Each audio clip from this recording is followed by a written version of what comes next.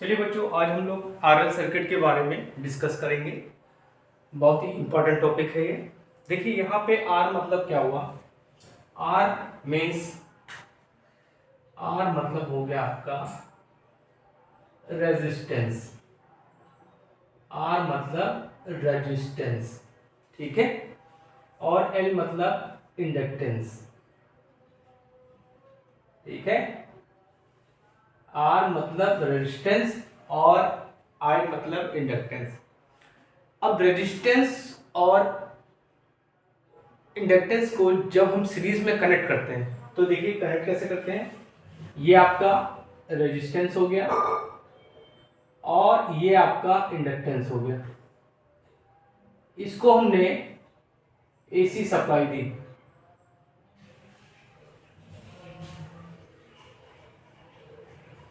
ठीक।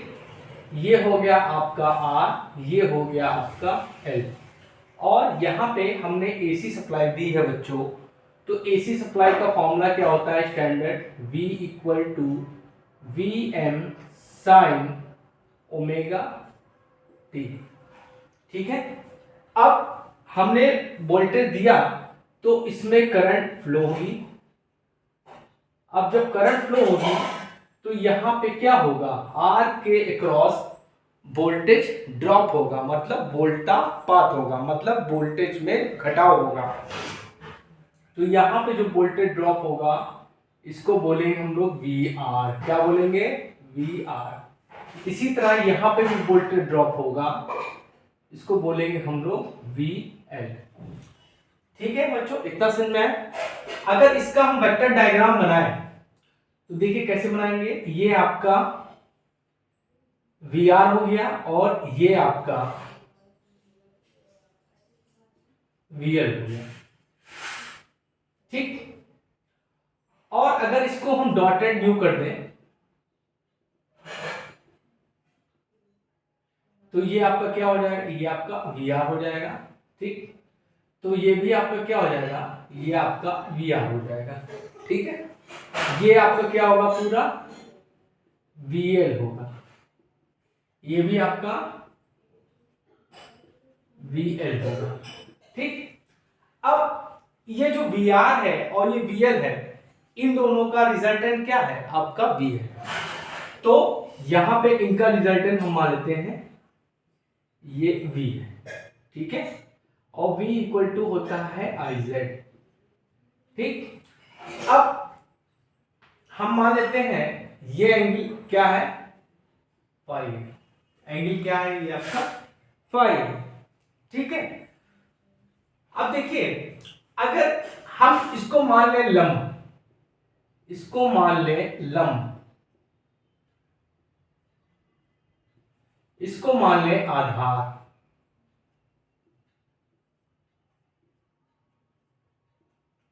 और ये आपका क्या हो जाएगा, कम हो जाएगा, ठीक। तो आप लोगों को पाइथागोरस थ्योरम तो पता होगी, नहीं पता है तो मैं बता देता हूं। पाइथागोरस थ्योरम से क्या होता है कि कण का स्क्वायर इक्वल टू लंब का स्क्वायर प्लस आधार का स्क्वायर होता है ना। तो यहां से अगर हम कण की जगह क्या है, आपका v है, v का स्क्वायर, लंब की जगह क्या है, vl है, आधार क्या आपका vr है। तो अगर हम v की वैल्यू निकालें तो क्या हो जाएगा, V L square plus V R square, ठीक। अच्छा, अब यहां पे ध्यान दीजिए, v इक्वल टू होगा आई जेड, ठीक है। v क्या है, टोटल वोल्टेज है, I क्या है, टोटल करंट है, Z क्या है, इस पूरे सर्किट का टोटल रेजिस्टेंस है, ठीक है। और यहां पे वी आर इक्वल टू होगा आई आर, और यहां पे वी एल इक्वल टू होगा आई एक्स एल। तो ये तीनों वैल्यू हम इस इक्वेशन में रख देते हैं। तो रखिए, तो ये इसको जो सॉल्व करेंगे तो क्या हो जाएगा, I Z equal to root times I X L square plus I R square. तो यहां से आई कॉमन ले लेंगे तो आपको मिल जाएगा z equal to XL plus R का स्क्वायर। इसको बोलते हैं प्रतिबाधा। क्या बोलते हैं? z को प्रतिबाधा, प्रतिबाधा z। ठीक है।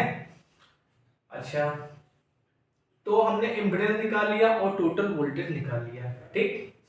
अच्छा, चलिए कुछ और बातें देखते हैं। अगर इस सर्किट में टोटल करंट निकाले तो टोटल करंट क्या हो जाएगी? टोटल करंट, टोटल वोल्टेज आपने निकाल लिया, टोटल डिस्टेंस निकाल लिया, अब बची किसकी बारी? टोटल करंट की। तो टोटल करंट इक्वल टू हो जाएगा I equal to V by Z. ये आपकी सर्किट की टोटल करंट हो गई। ठीक। अब देखिए, सर्किट में आपकी तीन पावर होती है। एसी सर्किट में आपकी तीन पावर होती है। एक होती है आपकी रियल पावर, एक होती है आपकी रिएक्टिव पावर, एक होती है आपकी अपरेंट पावर। ठीक है। तो देखिए, हम अगर हम cos फाई निकाले, पहले cos फाई निकाल लेते हैं। cos फाई इक्वल टू क्या होता है? अगर यहां से हम cos फाई लगाए तो cos फाई का फॉर्मूला क्या होता है? आधार बटे कण। आधार क्या आपका? वी आर, कण क्या आपका? v, और वी आर की वैल्यू क्या है आपकी? आई आर, और v की आई जेड। तो यहां से पावर फैक्टर क्या आ गया आपका? cos phi equal to R by Z. Clear है? अगर हम कला कोण निकालें, कला कोण tan phi equal to tan, अगर इसमें आएगा तो क्या होगा? लंब बटे आधार। तो V L upon V R, हो जाएगा I XL upon I R. तो एक्सएल इक्वल टू क्या हो जाएगा? XL by R. तो यहां पे अगर हम फाई की वैल्यू निकालें तो क्या हो जाएगा? tan inverse XL by R. ठीक। अब तीनों पावर, पहली पावर होती है आपकी रियल पावर। तो रियल पावर इसमें क्या होगी? उसके बाद होती है रिएक्टिव पावर,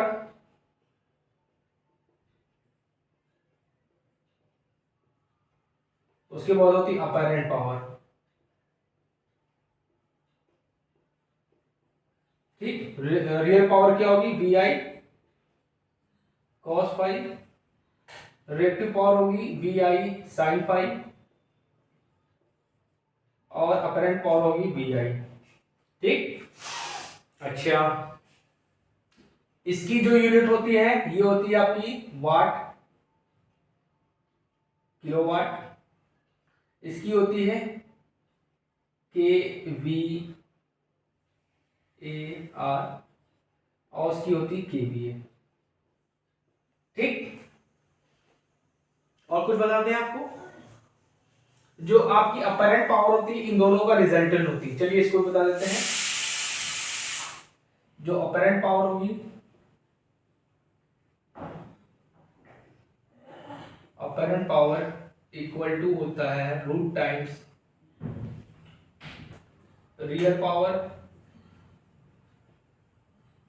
का स्क्वायर प्लस रिएक्टिव पावर का स्क्वायर।